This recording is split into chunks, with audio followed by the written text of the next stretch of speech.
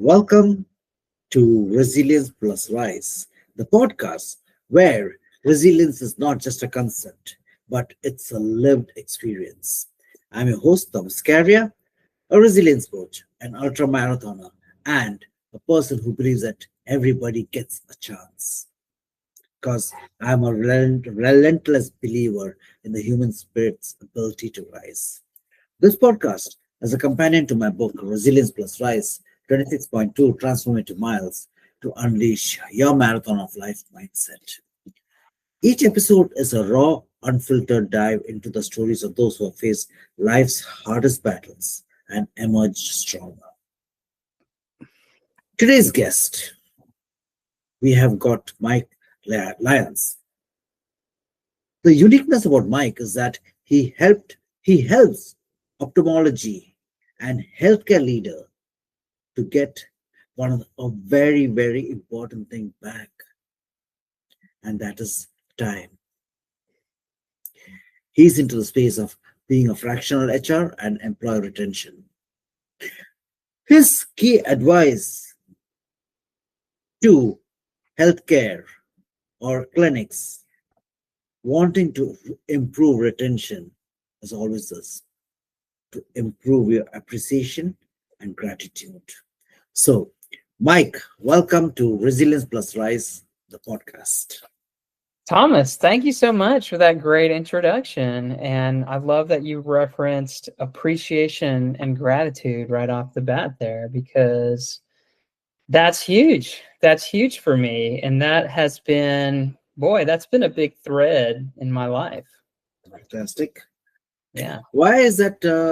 Why does it matter so much? I mean, see, we do talk about attitude of gratitude, and I myself as a coach, I tend to be consciously aware time and again of just being thankful. Yeah. Whether it's the environment or the people that I meet or the way it is, Yeah. and to life itself. But there are times wherein it could slip. But I know how it elevates the sense of feeling, and especially when they talk about the subconscious, conscious, and the superconscious. It's like consciously when you're elevating the element of gratitude, your energy just seems to increase. But Mike, it's not about me, it's about you. Why is this gratitude so important in your life? I would say there's two ways that gratitude has been super important. One is with my relationships with other people. Mhm. When I think about, and I don't know I think I do know what it was. So I went through a tough time. One of the most difficult times in my life was when my marriage ended back in 2017.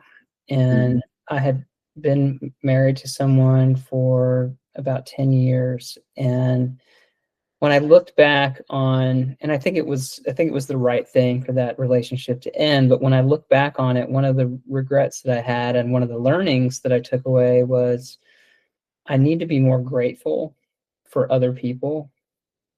And so I began to demonstrate more gratitude for others, and I began to vocalize that and express that. And then when I met my second wife, who I'm married to now, that gratitude just flowed out of me, and it really made our relationship so much better. And I showed that at work for the people that I worked with, and it became a powerful way to connect with other people. And then I started to realize I need to turn that on myself too. So that's the second thing, is gratitude for yourself and appreciation for the things that you do. And I think I probably learned this out of that same divorce process, which is, you know what? I'm a good person. I'm a valuable person. And I didn't always feel that way during the relationship that I had with my ex-wife. I had a lot of self-doubt. I had a lot of thoughts that what's wrong with me? I need to fix myself. And I was continually trying to fix myself so that I could make this relationship better. But really, at the end of the day, I had a lot of wonderful things that I was bringing to the table. And so then I started to realize, you know what, I need to share this gratitude with myself too. And that it became a positive cycle. The more grateful I was for myself, the more I could share it with others. And the more good things I think came into my life. Super. Is that's I can totally empathize on that particular value, because when I'm mindful on that, and it becomes as easy as just breathing the air, it becomes, and it is just a wonderful journey. So when we talk about these elements, you're in a space wherein you help clinics or health leaders, specifically from the HR perspective or the employee retention. How Mhm. did this come up? Was it always a passion that you wanted to get into healthcare, or it was so? Because sometimes I say, or not sometimes, most of the times I say, some of our deepest of purpose comes from our deepest of pains. So did something happen during that while that when you felt, you know what, let me put on this cap to Yeah. help You know what, this industry? you really struck something right there that no one has ever asked me about. Um, and I think, and I don't know if there was a one event that took place, but ever since I was a child, I always felt frustrated and angry and disappointed and sad when people didn't understand each other. And I've always felt as though we all are from the same, constitution. We're all human beings. And so why should there ever be a failure to understand and communicate with each other? And Beautiful. so ever since childhood, I have wanted to create harmony between other people. And I didn't always have the skills to do that, but I can definitely remember that going back a long time. And for me, studying, I first wanted to be a counselor in college. I wanted to be a therapist and marriage therapy, family therapy. But I eventually decided to pursue human resources. And really, for me, human resources, a big part of human resources is to help align the employees, Mhm. the management, the customer, and realize, hey, we're all trying to achieve something. We're trying to get our health. We're trying to make a dollar for our family. We're trying to sustain a business, right? And so, can we all find common communication ground and accomplish all those things together? What I call win-win-win solutions. And really, I don't know if you know that. I'm sure you know the Enneagram, Thomas, but Yes, of the, course. I'm a 9 on the Enneagram, which is the peacemaker. Okay. And so that's a true reflection of my desire to bring peace, harmony, and common purpose, I think, into everything that I do. And that's just gone through my whole life. And so I've really been connecting with that more. So I appreciate you asking that question. Super.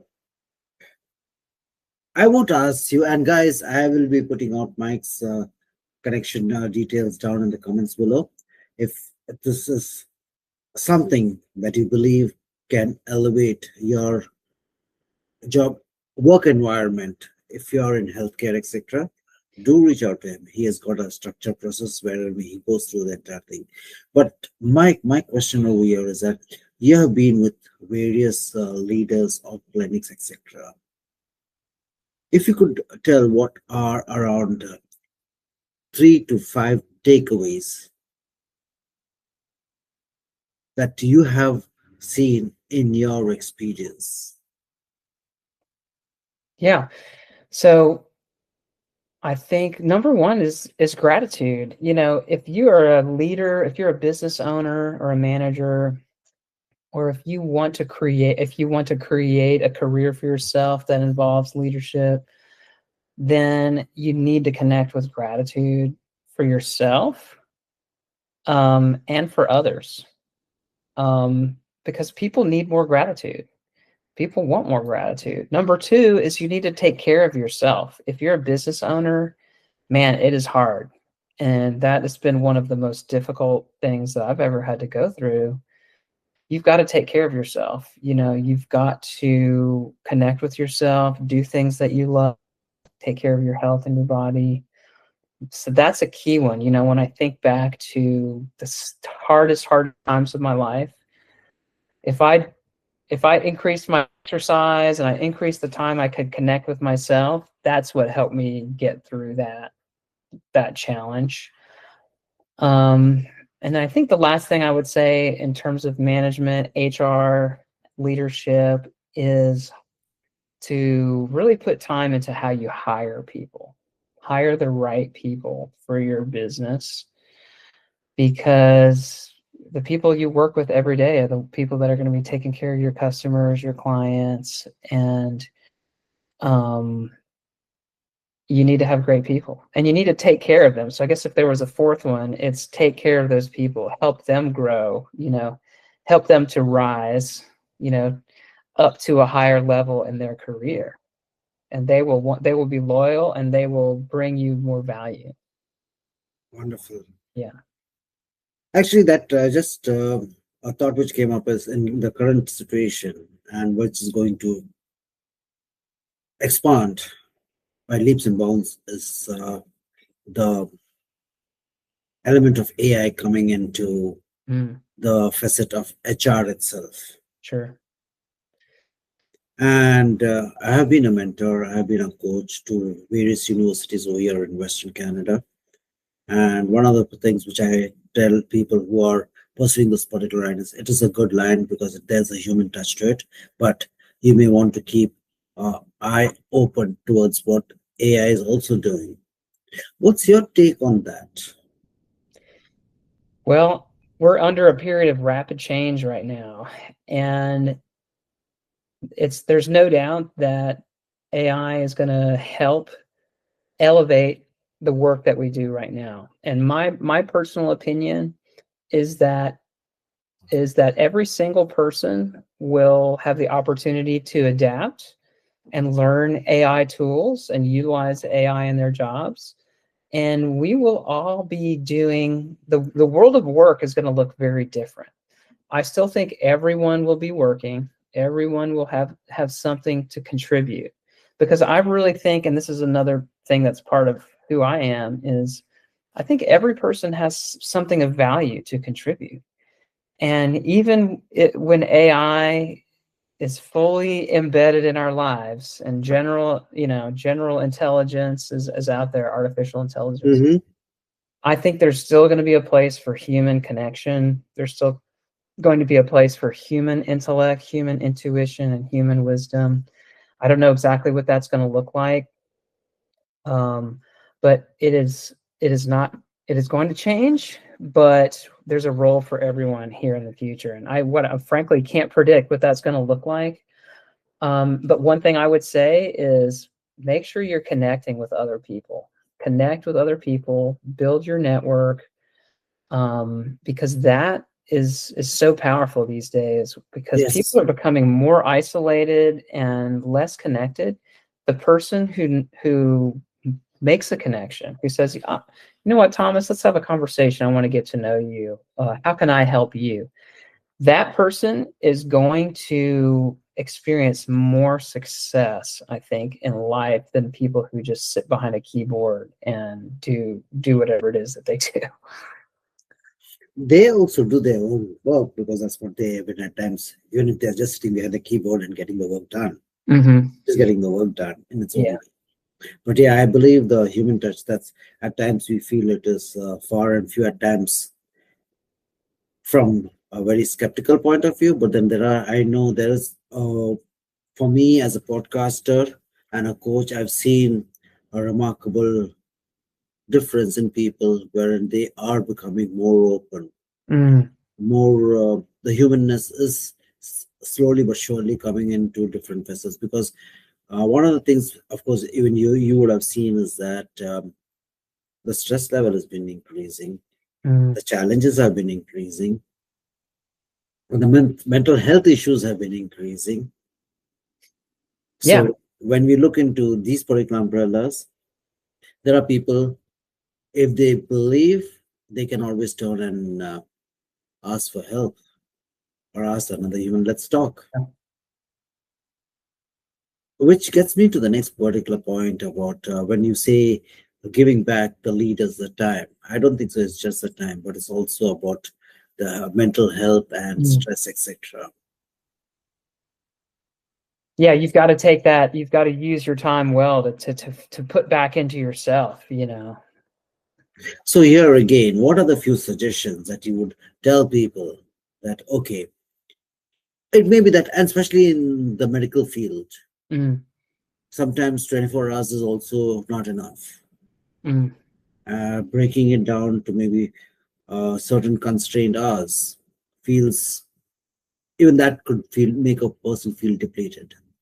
What could be few suggestions again that you would, when you talk to people, and maybe I'm taking some of your trade secrets, but what are those particular secrets that you would tell another human who's been absolutely pushed to the corner, whether it's by stress or the work yeah. or no time, Yeah. busy, busy, busy.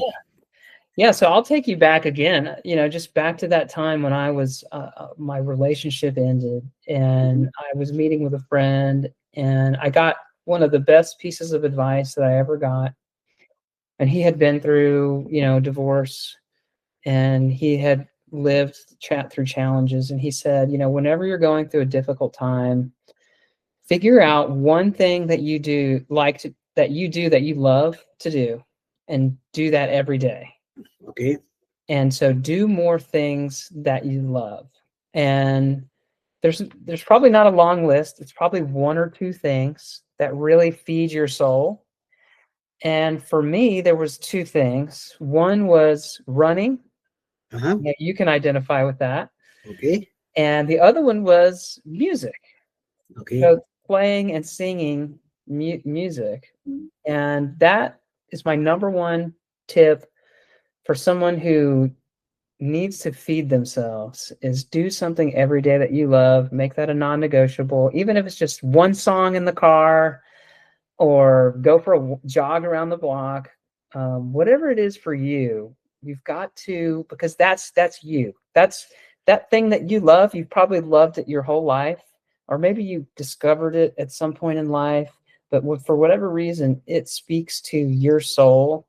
And so you've got to feed it. That's the food that your soul wants. And so you need to feed that into your soul. And you know it because when you do it, you feel energized, and you lose track of time. Like, I've missed meetings with people because I was playing guitar and singing, because that's what I really needed at that moment, and I would lose track of time.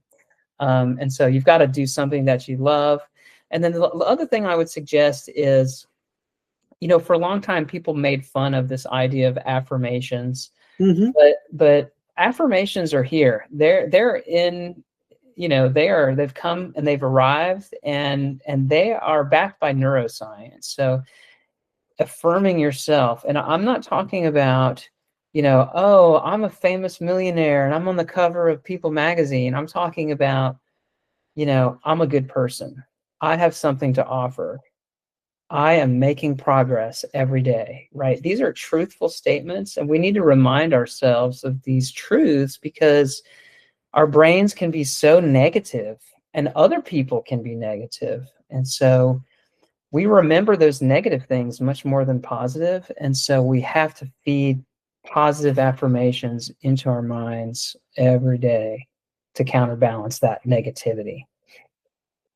In fact, that's again, I have been very, very fortunate in talking to some amazing people. And when they talk about affirmation, they say sometimes it's as simple as when you're standing and brushing your teeth. If you got a mirror, just look at the mirror, point the finger, and say that you are XYZ, Yeah. with a confidence, with a trust that you are telling the truth. Believe in that. Yeah, it's got to be something you can believe, right? So that takes you a long way. Which comes to another particular question, is that in the new year has begun. What are your plans? Is there something that you would want the listeners to know about, or something that is been one of your pet projects, and hopefully in 2026 that's going to lead to fruition? Again, if it is confidential, I totally respect it, but if you feel that it has to be left open, putting it out to the universe.